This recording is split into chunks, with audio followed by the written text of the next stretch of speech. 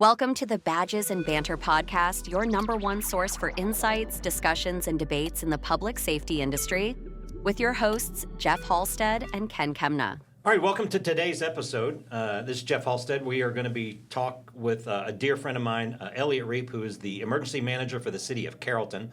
Carrollton is in the Dallas-Fort Worth Metroplex, and today's topic is literally around the emergency management profession. A lot of people do not understand the complexity of this job, this role, and how it integrates police, fire, and emergency management together. But Ken can explain quickly, without a doubt, your emergency manager, and that system of emergency management, absolutely critical for keeping people safe, saving lives, preparing your cities and your communities. So I'm really glad to have Elliott as our guest today. But I'll turn it over to Ken, and then we'll get Elliott to introduce himself and have a good conversation. Go ahead, Ken. Thank you, Chief.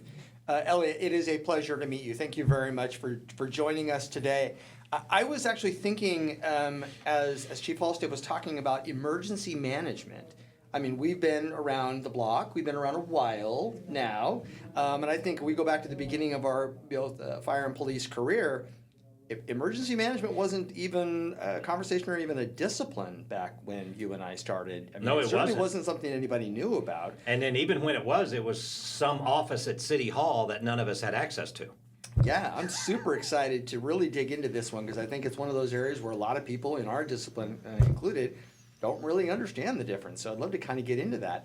Elliott, if you don't mind, why don't you kick this off for us? Tell us about yourself, if you don't mind. Sure, not a problem. Well, first, I'd like to thank you all for the opportunity to be here today. It's certainly a pleasure. So, I am the Emergency Management Coordinator for the City of Carrollton, Texas. I have been here for about 13 years, which is hard to believe sometimes. I had my government history degree from Texas at Austin, go Longhorns, and I ended up getting my master's in public administration with a concentration in emergency management up here in Denton, in North Texas. And then I started working at Carrollton as an intern, actually, with our fire chief at the time. And over the years, we've evolved to be our own office and expanded somewhat now. And now we're an entire department here, that's in the city that works alongside police, fire, and everybody else.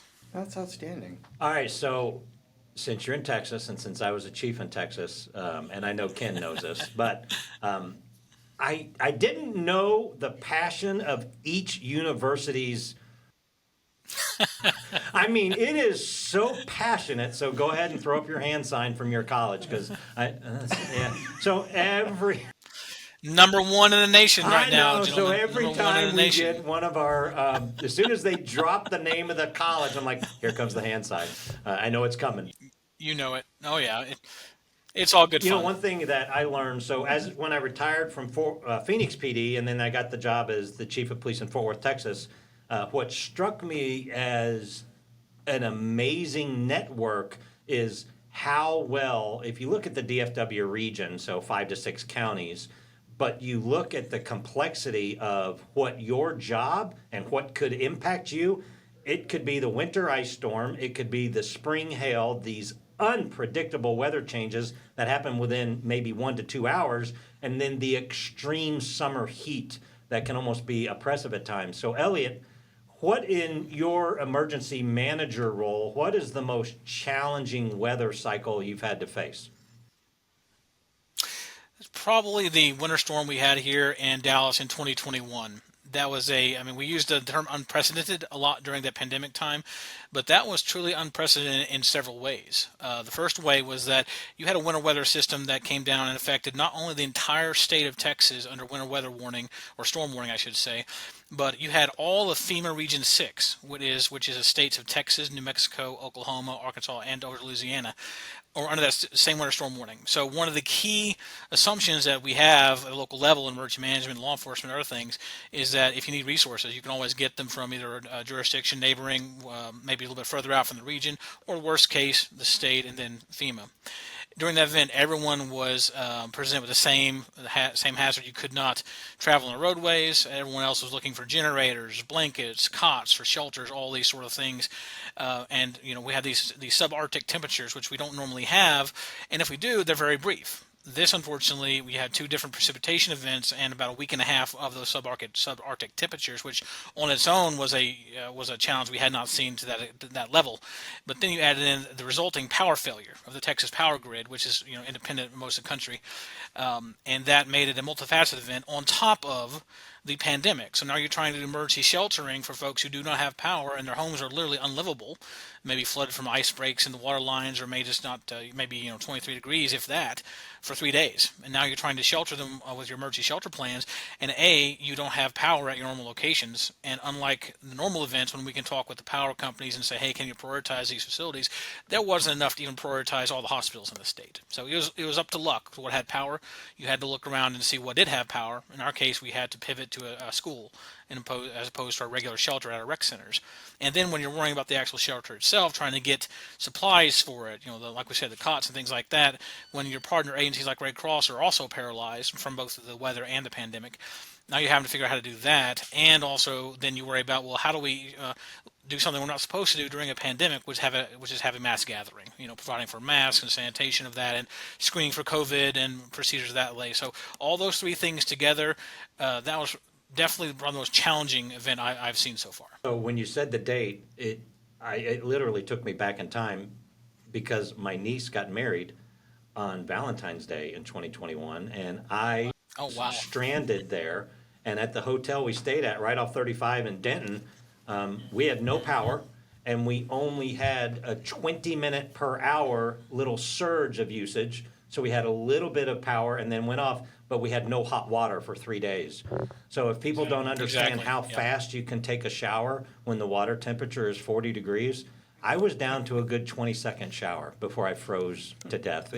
That's pretty respectable, Jeff.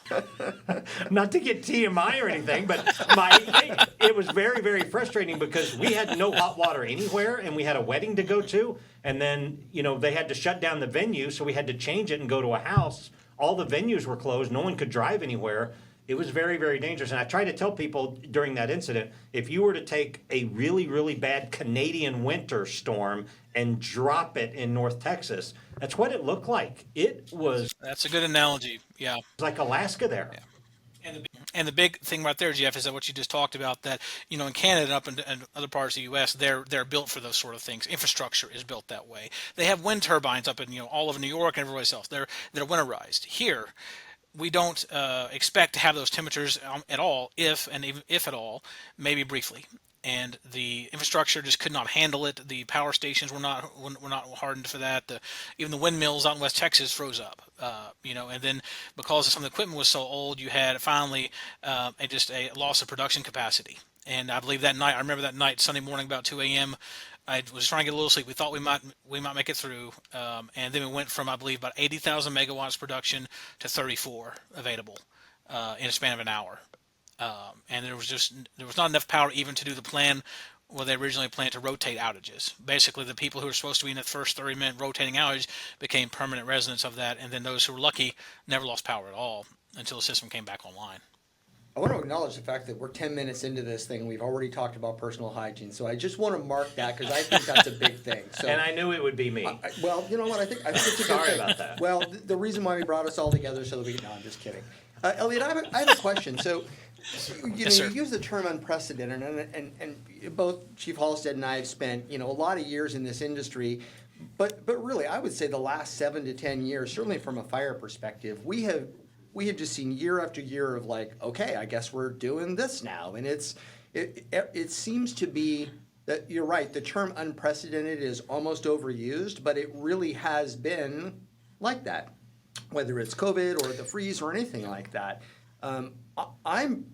What I'm curious about is, what have you been able to do with that? Because I know it's hard to get people to really, you start to tell people what's possible, and sometimes they're like, yeah, that's never going to happen. But it has. How are you leveraging that into being better prepared for the unprecedented going forward? That's a great observation, and that's something that I've actually seen in my career as well. Over the past 13 years, over time, what we would see as, once every 10-year events have become once every 5-year events or 3-year events. I always tell folks, I'm not going to get into the issue of why, climate's changing, all that kind of stuff. It doesn't matter really. But over our, just from seeing the data, the number of storms that you see out there, they're becoming larger, more powerful, affecting more people. You see more incidents like the Hurricane Ida that came through New Orleans 2 years ago, totally destroyed that area, went up into the middle of the country, and then dumped just a huge amount of rain all the way from Tennessee to New York City. It made the subways look like that movie Day After Tomorrow. In New York City, you had 11 different states who were under the same disaster declaration there, and FEMA was trying to scramble to provide resources. And you see they're having multiple on the fire side. I've kept an eye on all the wildfires. Just unprecedented in the word that y'all have had to deal with out west and up in Canada when they had 120-degree days in Canada a few years ago, and the wildfires really destroyed some towns out there. And also the 2021 event as well, because that's what you see with the changing climate, regardless of what the reason is. It's more extremes. Is what we get, and it's more powerful things, and they occur more frequently. So we've definitely seen that, unfortunately, even in my time, and it's well known in our field. And we just we never get into the politics of it, and that's a piece of it too, because politics gets into it, And I try to cut through that to say, okay, folks, here's the hard data, here's what's occurring, here's what has occurred, here's what the trends show, and here's what we can expect, and here's what that means for our availability of resources, for the impacts on our community going forward, and what we're going to have to focus on.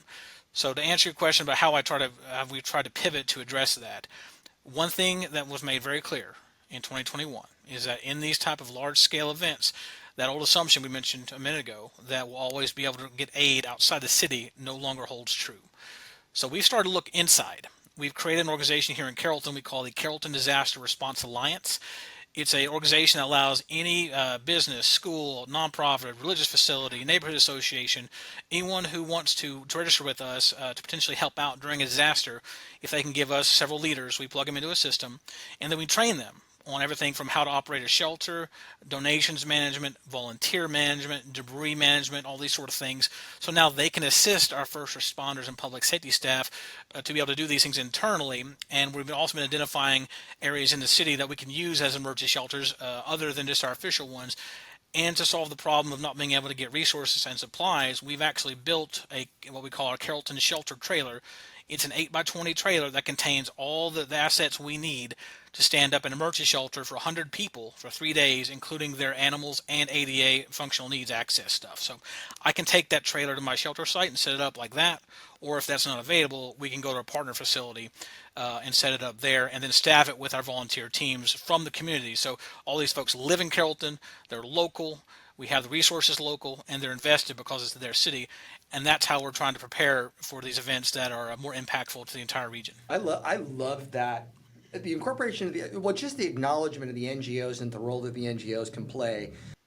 They're huge. I can remember staffing a position in the EOC for our county, and I can recall them bringing in folks from all the other agencies in the county who had no emergency background at all. And the unbelievable quality of work that you get from folks from the planning department, from roads and airports, and it was like, oh, this is amazing. I mean, here we think, oh, we're the fire department, we're the police department, whatever the case may be. You bring in the NGOs and these others, you bring in some brilliant people who think outside the box and come up with amazing solutions. Mm-hmm. And they have all the, for example, in resources, it's kind of evolved, and I think this is the future of emergency management and public safety, just in general, because it's going to have to be. When you start having more and more of these events where you don't have the resources, you're going to have to look to fully actualize what you have within your jurisdiction.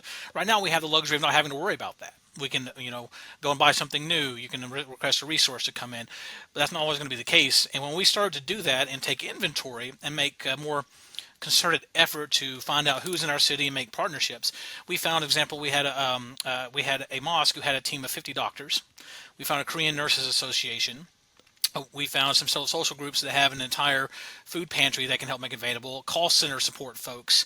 I mean, all these things that are both the personnel and resources I need during an emergency to staff the shelter. So it's not the city personnel, so they can be doing their normal jobs. So like you said, it's just been remarkable. It's about 3 years old now. We have quarterly meetings, and then we do drills like with the shelter set up. We take the trailer out, and we've been also trained, and most recently, on emotional spiritual support for our folks, both in the field and in the shelters. You know, a lot of people, Elliot, listening, I mean, if they're in public safety, they understand the complexity of your role and the challenges you face when that disaster, crisis, or weather incident arises. But I don't think a lot of people understand how much work you physically have to do as literally the director of emergency management. So, how big is the staff? How many employees do you have in OEM there? So for me, Carrollton's overall very lean city. So we just have two full-time OEM staffers here in the city, but then we're about 140,000. So we're trying to lean. So we have to maximize our opportunities with our partnerships. I'm always like anyone else. I'm not going to tell you I wouldn't turn down more help, but at the same time, it's our mission to be able to ensure that we're an efficient use of these resources until we need to go full steam ahead too. So, but we have a very powerful region, Jeff, like you mentioned earlier. I'm actually one of the leaders of a team what now we call the Emergency Manager Support Team in North Texas that has members, about 67 members who are emergency managers like myself from all over the North Texas region. So when something occurs to another jurisdiction, if we're not affected, we can deploy those teams to go assist. And there's no cost to that. So we try to leverage opportunities like that to assist us. Yeah, that was impressive when I was there for the 6+ years that I served in Fort Worth was the relationship, the brother and sisterhood, the camaraderie, but that resource network is very, very powerful. So, when I had a chance to come out and visit with you and we went to lunch and we talked about it, I was a little bit shocked that you didn't have like massive amounts of employees underneath you. So like people listening, they don't understand when you say, we're going to take a trailer out here for this training, you are physically doing all of that.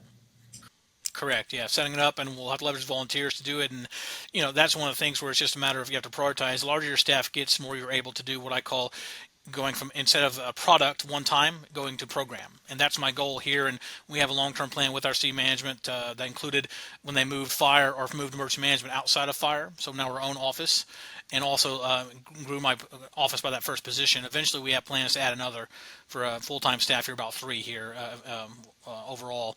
But for now, yeah, it's so much we can do, so we have to prioritize what which ones that we put our energy in. Well, one of the things that I really appreciate about the role that I've been able to fill in working with our emergency management law enforcement partners is to really see the return on investment for the relationships that you build with your regional partners. Because when you talk about something like the freeze event or something like that, these catastrophic events that are impacting large regions, you're going to work with people you've never worked with before. The emergencies don't respect boundary lines. They're going to move right across into the next county or parish or wherever it is you happen to be. And the strength of regional partners when it comes to truly managing an emergency like that and protecting your community cannot be understated. Because it really does take a considerable amount of energy and effort to mitigate the hazard and rebuild a community. Because even once the weather turns for you, I mean, Elliot, I guess I'm forming a question here: is how long does it take to rebuild? How long or is it taking to rebuild after the freeze? The impact's got to be huge. That's a very good question. First, on relationships, you're exactly right. I mean, that's one thing I love about this profession. It's why I still do it. All these years, all the crazy things I've been through. I love the building partnerships. And when you get a certain point in your career, as far as long as we are, you automatically know who to call. You can call and say, hey, and when you do those and build those relationships, it's amazing. Like with the freeze, I called my buddy at the school district that day and said, hey, our shelters don't have power. Do you have power? And they said, yes. So I said, can we use it? Within an hour, we had a meeting together and we were seeing supplies there because of those relationships. Anyone can build them. It just takes effort. And on the rebuilding piece, it took months on that one. I mean, we had, just getting the power back on was the first step, of course, and getting people back. But then all the broken pipes you had, both at our city facilities and throughout the city, some of the actual water transfer pipes in our own system as well to make sure you had it there. We got close to a point where we almost had to do a boil water notice when the water pressure drops below 21 psi here in Texas, I believe is the trigger for that. But also I have an example just recently that goes to that question. We were affected on May 28th of this year of the most severe windstorm that Dallas's whole area has seen maybe ever. In fact, it impacted all of our city, 37.1 square miles, with the equivalent of EF1 or hurricane force winds between 80 and 95 miles an hour. And it ended up creating over when we finally picked it all up, was 150,000 cubic yards of debris. and that took about 2 months. We had a contractor that we'd had on, a pre-contractor, because my office had worked on that years ago as a best practice to have a debris contractor, and we activated him that day. But that took a long time this summer. And of course, there's a lot of people who don't understand, why it's not getting done as quickly. The majority did, but the ones who call me are the minority who all want to, be angry about the same thing. So that was one of the most challenging parts of my career so far was this summer, just managing that. Well, and to top that, I think you all set a lot of records. I'm based in Las Vegas, but I go a lot of customer visits in various parts of the country. But I know in Texas, because of all my in-laws that live there, y'all had some extreme heat. I mean, there were a lot of series in July. We did. So on Yep. top of that, you had extreme heat warnings throughout the summer. Has that, I know it's mitigated a little bit, but was that some of the worst heat you've experienced since you've been emergency manager? It was in the top three. There's about 2 other years that we had a longer stretch, a bit hotter, like 112s and 114s. But just the way it was this time is very humid. This time around, you had a lot more moisture with the way you had high temperature in the Gulf. You had a lot of some eastward jets coming in from the east across the ocean, bringing up a lot of stuff. And we had Saharan dust too that came in as well, that made it a bit more miserable than normal. And I think you're right. These things that I'd say probably 20 years ago we considered to be like a once in a decade events are becoming our normal, and that seems to be happening like over where y'all are with the fires. In other locations with flooding, and I remember seeing a storm that was up, and I believe it was Montpelier, Vermont, where a regular thunderstorm flooded the city simply because of that. The warmer the area is, the more it can hold the moisture. So we start to see all those things. Really causes you to think a little bit differently about it. I mean, the dust storm is a really good example of that. You get used to kind of the hazards that you face in your community, what you're prone to, whether it's wildfire or flooding, whatever the case may be. But there are subject matter experts who deal with unique things like the dust storms, and I think there's a name for it. And I don't know what the name of it is, but I was made aware of it because somebody was showing me footage of one that was taking place in Arizona, and it blew my mind. They're like, yeah, imagine a snowstorm where the snow never melts. It's just piles of sand. And I'm like, I can't even fathom what it would be like to recover from that. You talked about the recovery piece a little bit about this.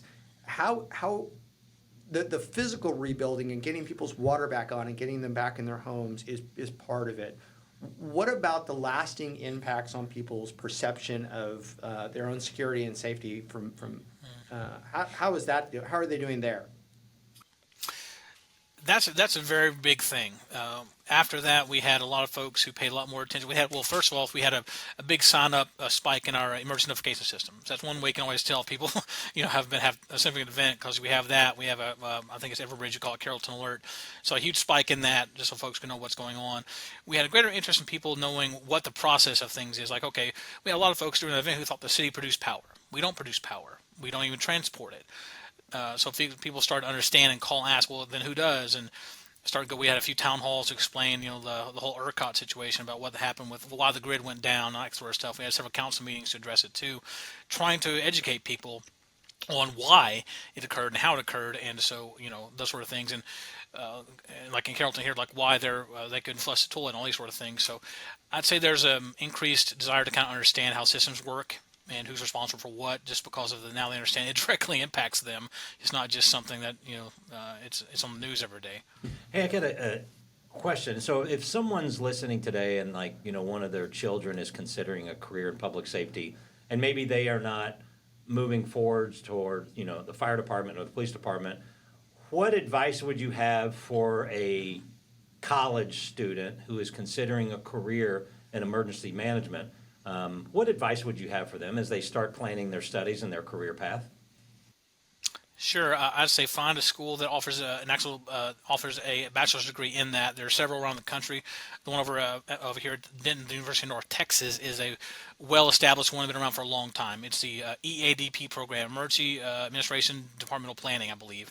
It's a very good one. There's others around the country as well that focus on emergency management. Others can be like what I had my master's, where it's public administration with a concentration in, because I specifically knew I wanted to go into the public sector. So if you're thinking about that, because there's emergency management in the private sector as well, and they're a bit different, of course. So I would basically kind of figure out what you're wanting to do, and then find a program that tailors to that with those skills. Also reach out to your local emergency manager. It's going to be either city, town, county. I don't know about the others, but I love when people reach out to say, hey, can I come talk to you? I'll go meet them for lunch and talk about things. If they're interested, and I'll kind of give them some pointers. Say, okay, if you're in Texas, well, the first thing I recommend, even though it's not sexy, go read Chapter 418 of the Texas Government Code, because that is the bread and butter of what we do here. And you'll be surprised how many applications I get they have the degree, but they never even heard of it. So those are the things I like to tell folks to do, and they can kind of gain that from talking to people in the field, because most of us would love to. It's nothing scary about emailing or contacting us if we have the time. If not during a critical disaster, we'll more than likely say, hey, come on over. Yeah, I think it falls to a lot of people just don't think about it. No, they don't. They just don't think you're right. about it. Yeah, and one of the things that that I love about the work that we all have had the opportunity to do is, a life of service, and protecting your community is really quite rewarding, and something that I think is. It is. People always ask me, what's been like the most rewarding thing of your career, and I think back to that winter storm in 21, because just how people came together, like everyone from the city at that time, all these partners from the nonprofits, the House of Religion, the schools, businesses, all these. I mean, we came together. It took a lot, but after that, we had the city had a 91% approval rating on social media for that event, which we never get.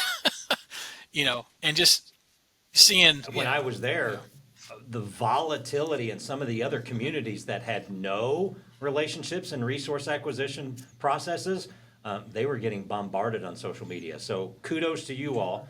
But that actually speaks volumes on what a class act you are.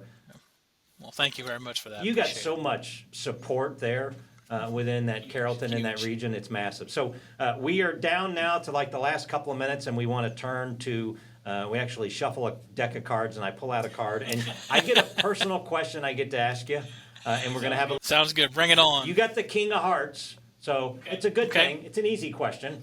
So the King of Hearts is, what is your favorite movie of all time, and why? Oh gosh. All right. I'm going to have to go probably with Volcano, Tommy Lee Jones, because it combines emergency management, of course, which is what I love. Though they haven't let me build, K-rails in front of a volcano yet, but I'm looking for that. But I mean, if I can be as cool as Tommy Lee Jones, yeah, I'm in. Wow. So I would never, I don't know of all the questions I've ever asked. I don't know if I could get that movie to come up again.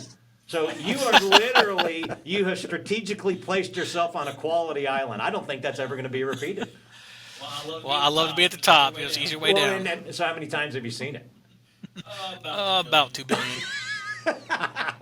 right behind it is Independence Day, though. I love me a good alien shoot 'em up. Yeah, no, I'm in agreement with you on that. All right. Well, Elliott, I tell you, just wanted to say thank you. You do amazing work there. I've seen you work firsthand. I know you're police chief and fire chief, and you are praised a lot. So whatever you're doing, keep the magic going.